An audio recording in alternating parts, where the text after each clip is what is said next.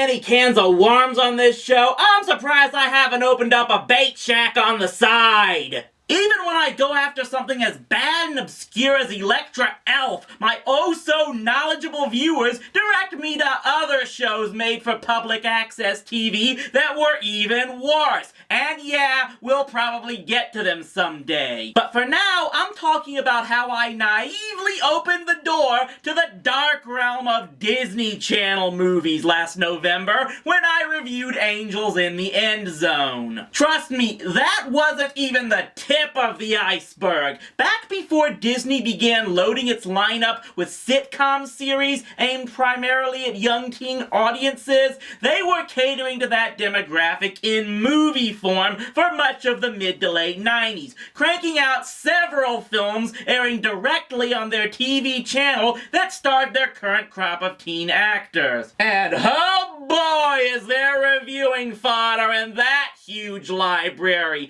So yeah, the door is open, so we might as well take a look at another Disney made-for-TV movie. Sort of. That's because I'm not really sure how much of a Disney movie this one really is. Susie Q did frequently air on the Disney Channel back in the mid-90s, but it was actually made by the Canadian studios Libra Pictures and Shavik Entertainment, and apparently it was primarily made for airing on the German TV network Super RTL, which Disney does own 50% of. That and the fact that this film stars mostly people known for appearing in non-Disney productions leads me to believe the mouse-eared regime actually didn't have much of a hand in producing this movie. And that gains further evidence when the movie opens with shots like a peeping Tom watching a teenage girl get dressed in a room while the Dale Hawkins song the film is named after plays. Is George McFly outside this house with binoculars? The girl we're spying on is Susie Quinn, played by... Ooh, Dreamweaver, I believe you can get me through the night.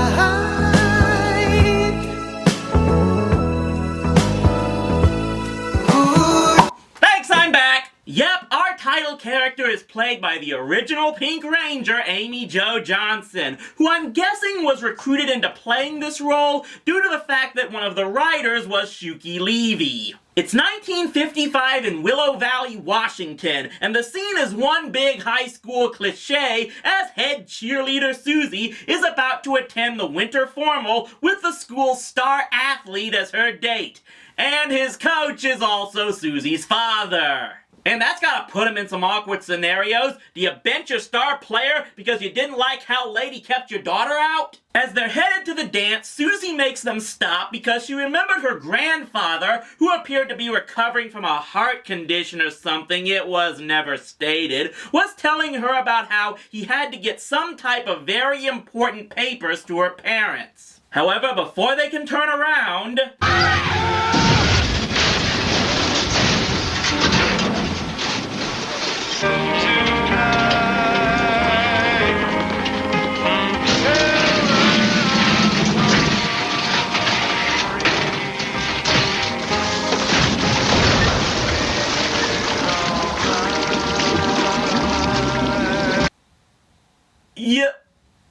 You killed off Amy Jo Johnson's character in the first 8 minutes?! You bastard! And then just like that, we fast forward 40 years, where we meet the guy who actually gets top billing, despite who the movie is named for. This is Zach Sands, played by the second Jimmy Olsen from Lois and Clark, Justin Whalen, and he, his sister, and mother, the latter played by Shelley Long, are moving to Willow Valley, and sure enough have rented Susie's old house. I'll bet when I get transferred back to Los Angeles, you'll be sorry to leave. I can feel the tears welling up already. Oh yeah, that's the future voice of Pinkie Pie, Andrea Libman, playing the daughter Terry, who is a snarky computer geek. Sorry, she has little to no involvement in this story until the third act. Man, I think that's the first Friendship is Magic clip I've ever used in more than 160 episodes. I guess some things are inevitable. Knew it.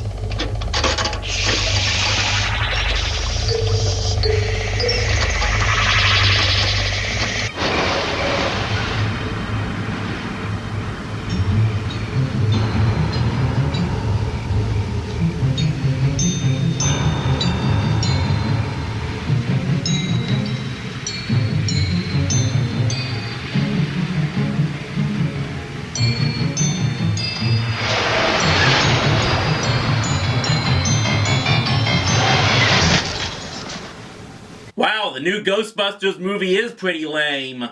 Zach, meanwhile, turns out to be a basketball prodigy who quit the game after his father died in a car crash trying to make it to the state title game. Yeah, why does that sound familiar? Though for what it's worth, it does make a little bit more sense in this case because Zach keeps talking about how he directly begged his father to find a way to get there despite the bad storm that had canceled his flight. I'm definitely not saying Zach should blame himself, but it's somewhat more understandable why he would. In fact, for a long time, I felt that Disney just flat out ripped off this storyline from this movie and put it into Angels in the End Zone. It's part of this supposed conflict between Zach and this spoiled rich kid who's the school's star player and son of the richest man in town, and the struggle with the coach wanting him to join the team. And neither have any real implication on the plot. The rich kid's father, Mr. Kovich, on the other hand, will be important as he owns the bank and is planning on tearing down the trailer park in town in order to build condos. Cinderella, dressed in yellow, went upstairs to kiss the fella. 1, 2, 3, 4. Boy. Oh yeah, that's real smart, Zach. I mean, what would you do if you found some strange girl dressed like she's in Pretty in Pink hanging out in your backyard? Okay, yeah, if it was her, I'd probably do the same thing. Can I help you? Are you talking to me? I don't see anyone else here. You can see me? Yeah. Moon's pretty bright. Oh, jeepers. I have to go. No, wait. I'm sorry I bothered you. I have to go. Hey, wait. See you later. Maybe she'd be more drawn to you if you dressed all in green. Zach finds out more information about Susie from the one guy you can always count on in movies like this, the crazy grizzled old janitor. Killed out on Route 9, winter of '55. She was an angel.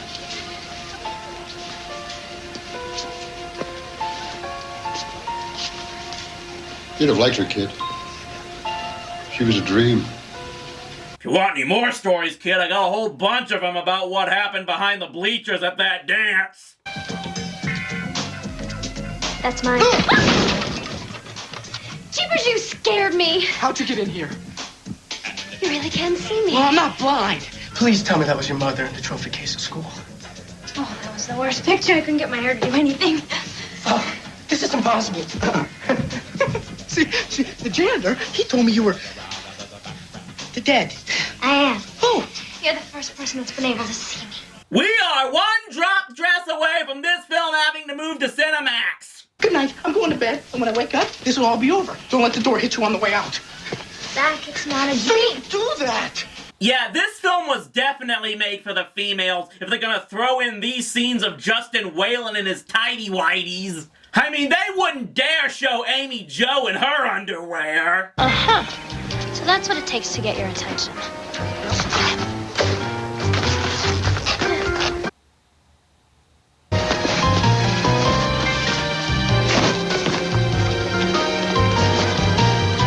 I think we need a break. So you can go to your bunk. Shut up! Okay, so where were we? Now that Susie knows that Zach can see her, it supposedly has something to do with him finding an old bracelet of hers, she starts hounding him to try and get him to help her find out how her parents could have lost their house all those years ago. We get a whole bunch of scenes where she embarrasses Zach at school and then somehow thinks that interfering in his mother's work on the local news will somehow win him over. Yeah, the janitor said she was one of the smartest kids in her time. I'm not really seeing it. Chicago, the Windy City, earned its nickname today with gusts reaching 40 miles an hour. Sorry, Zach.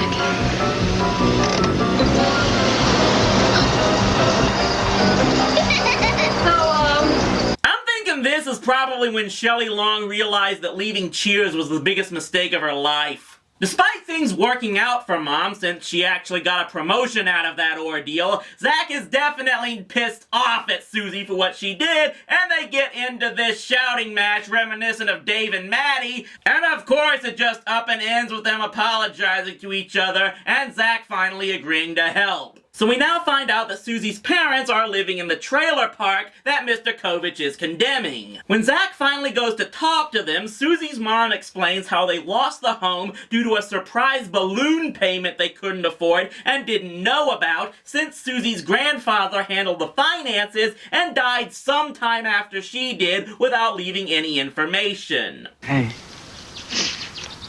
I knew it was my fault.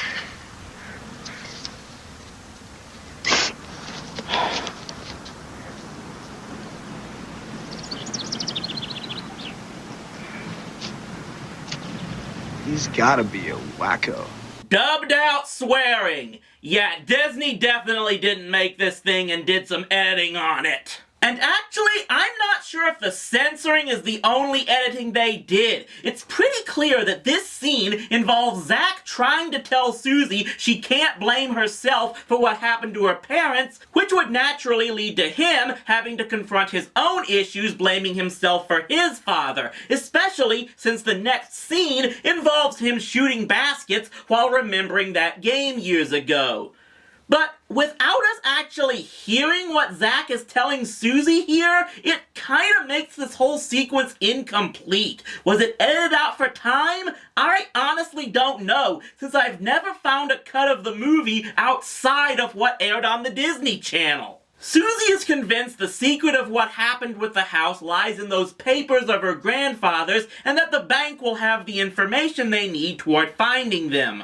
That leads to Zach revealing everything to Terry, since she's the only one with the skill to get into the bank computer. Yep, we're going full-on hacker mode now. These kids have such a great future with Anonymous. It's through the bank's files that they discover that Susie's grandfather owned the land the house is on, as well as half the town, including the trailer park. Her parents never inherited the land because they never got a title deed, which the three of them now find by discovering there was a secret room in her grandfather's closet where he stored the deed. Here it is. Everything we need is right here. Okay, let me see if I've got this straight. Susie's grandfather actually owned the land that most of Willow Valley sits on, yet neither Susie or either of her parents ever knew anything about it. He for some reason was very concerned about getting her parents that deed on the night of the accident, but still never told her parents about the deed's location even after Susie died, just to make sure. By the way, it's never stated when the grandfather died, and they didn't just lose the house right after that. It happened sometime years later after the father retired. But Mr. Kovich, who couldn't have owned the bank back in 1955 given his age, somehow knows all of this and directly conspired to throw the Quinns out of their home years ago without doing anything to the house since then to move them to the trailer park he only now is planning to tear down, and now he just up and gets paranoid that Zach is planning to torpedo his plans with no evidence that he has other than knowing Zach was visiting with the Quinns at the trailer park? It just raises too many questions. Boy, I never thought I'd have to use that clip reviewing a Disney Channel movie. The kids try to get the deed to Susie's parents, but Mr. Kovich has the cops on his side, who promptly arrest Zach and Terry. Oh, and Susie just stands around and does nothing, and once the two are taken in, she's left to have to walk all the way to the police station. Apparently, she spent all those years haunting the house, so she never learned astral projection or the like. Once there, she remembers that she's a ghost and can do all that crazy crap she did at the school, while Terry acts like she's in The Exorcist or something in order to scare off Deputy Dog. What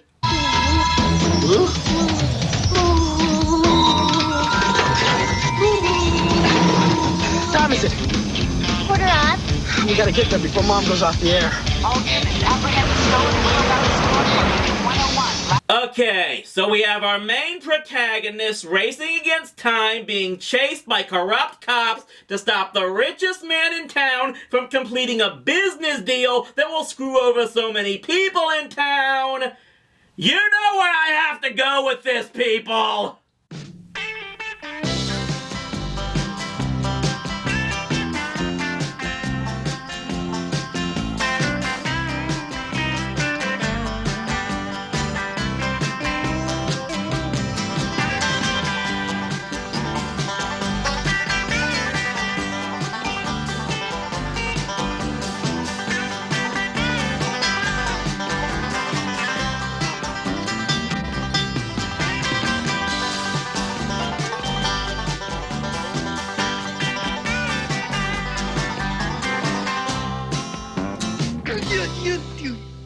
Ladies and gentlemen, it has come to the attention of this station through unnamed sources that a serious injustice has been perpetrated upon two of the most beloved citizens of Willow Valley, Russell and Betsy Quinn.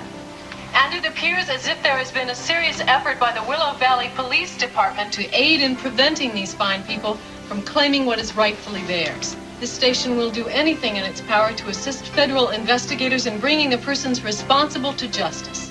And yeah, that resolves the conflict. One blurb on the local news about how certain persons have conspired against the Quinns, and we just assume everything else is just going to fall into place. Especially since neither Mr. Kovich or his son ever show up again in this movie. And it's not over, because now Zach has to put his own demons aside and join the basketball team halfway through their last game of the season. Because it's not like he needed to officially be on the roster to play or anything.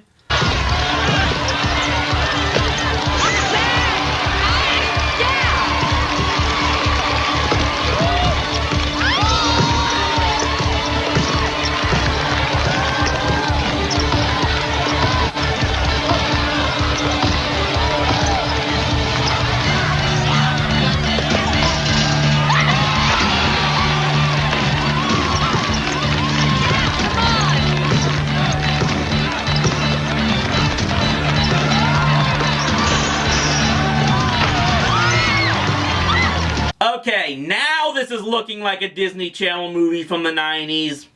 So Zach wins the game, and then Susie says she has to go back to the afterlife now that her mission has been accomplished, and Zach is left to pine for the girl he loves, even though she was still nothing but a freaking apparition. Oh, but don't worry, since he doesn't have to be lonely for long! My first day at school, and I've already made a complete fool of myself. Jeepers. Jeepers? Hi, I'm Maggie.